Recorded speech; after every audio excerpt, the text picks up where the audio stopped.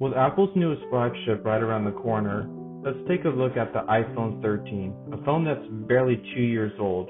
However, this one's been destroyed. This phone was given to me as a challenge to repair. In order to repair it, I'm going to need a new screen and a new housing, as we're going to do a complete swap. The first step is to unscrew the two pendulum screws at the bottom of the phone. These are specific screws, so you will need a special screwdriver for this. Most kits will come with these. The next step is to use a combination of pry tools and a heat gun to soften the adhesive around the display. Since this display is already damaged, I don't mind breaking it any further, but if yours was still intact, be very careful when removing the display. Once inside, there are 3 screws holding down the bracket for the display and battery connector. Be sure to disconnect the battery as to reducing the kind of shorts. Next, I will put on the new display temporarily to make sure that the phone functions properly in case if there are any other parts I need to replace. But apparently the phone was dead, and so I just left it on the charger for a while.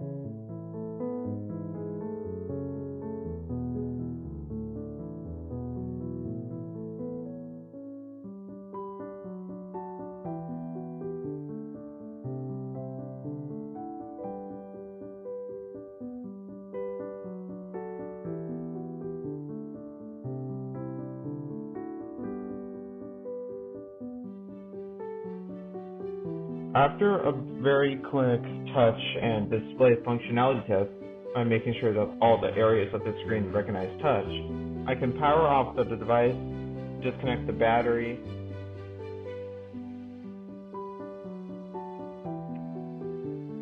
and then start disassembling the old display. There are 3 screws holding down the proximity sensor, and be very careful when prying and taking off that sensor because there's a small circuit on there that, if ripped, could be very fatal towards the Face ID functionality.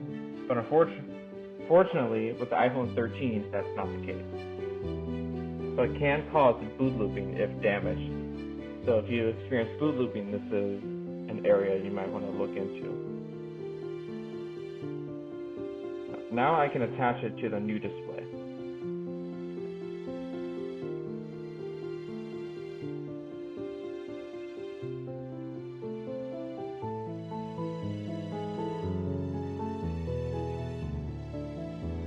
And now I can switch over my screwdriver bit to a Phillips head and remove the bracket holding in the rear camera.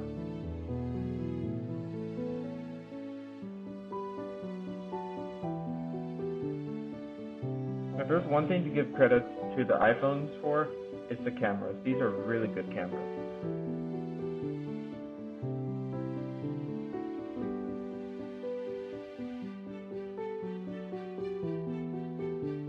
There is one screw holding in the Face ID module. It's a sneaky little one, but be sure to remove it, otherwise you will break it. Next, I can unscrew the 2 standoff screws that hold in the motherboard. And then I can remove a bracket holding the SIM tray in. And I can start going down towards the speaker and the vibration motor.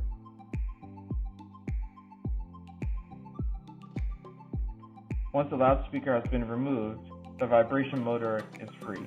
That's what makes your phone vibrate. Tiny little guy. Here, there are I call them magical pull tabs because they sound like magic. Listen.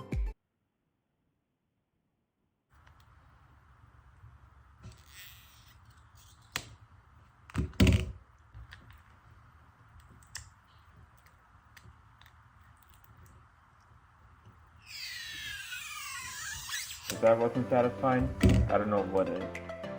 There are stretch release pull tabs, so that once pressure is applied, they lose their grip over the battery, and the battery is free to go. Next, I can unscrew the 5G antenna from the side of the phone.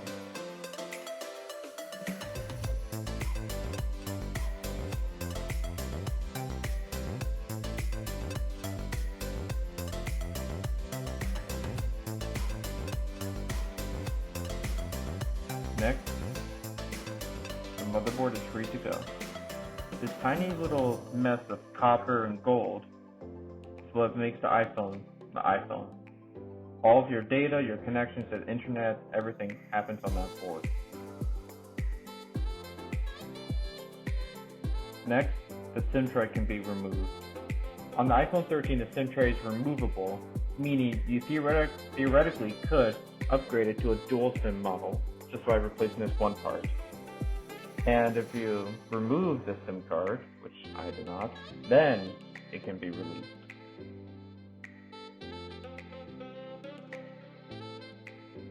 Next is the charge port.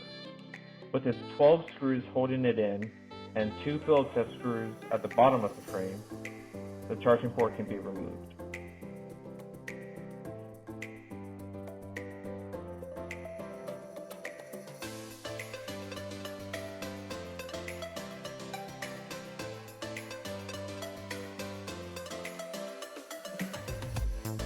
Next, the front earpiece speaker can snap out of place with one screw holding it in. Next comes the Face ID module. Note that the Face ID module, if broken, is irreplaceable. You can replace it with the front camera still working, but you will lose Face ID as it is serialized to the main board. And no one except Apple can replace it. Next, I can screw back in the front earpiece speaker and the charging port.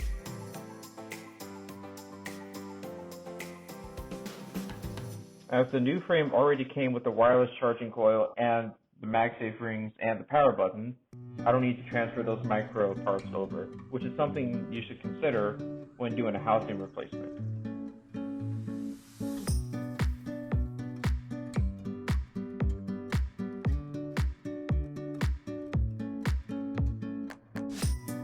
The main difference between a housing replacement and just the back glass is that the housing, you replace everything inside of it. You transfer all the components from the old frame into the new one, versus with back glass, you just replace the glass itself. Next, the motherboard can fit in. Be sure that all the connectors are not squished in between the board and the frame. It was at this moment that he knew. He f***ed up. Take apart the phone just because I forgot to put in the speaker. Alright, with that away, I can screw in the SIM tray and the motherboard and 5G antenna back into the phone.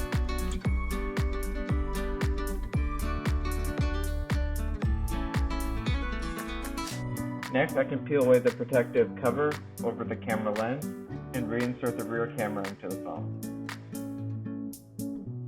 with its bracket.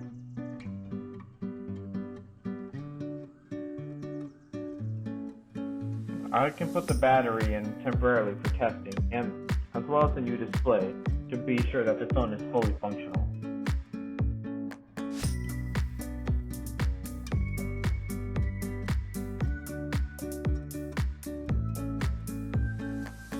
And we have life. The touch functionality passes.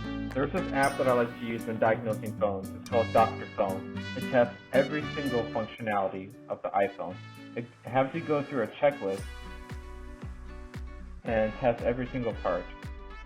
But there's a problem. The proximity sensor, which turns off the screen during phone calls and you hold the phone up to your ear, is not working.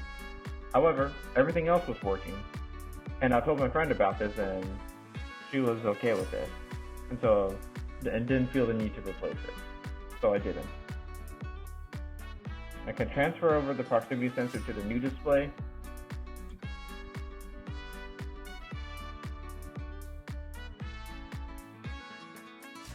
I even tried it with another proximity sensor that I had lying around, but that didn't work, so it could be a board-related issue there. But as it's not a big deal, let's move on. This right here is a sealant that protects this phone from any outside liquid. Most repair shops would skip out on this step, but it's crucial in order to maintain water resistance. Next, I can screw back in the brackets that hold in the battery connectors and the display. And doing the test one last time with everything minus the sensor functioning, I can seal down the display.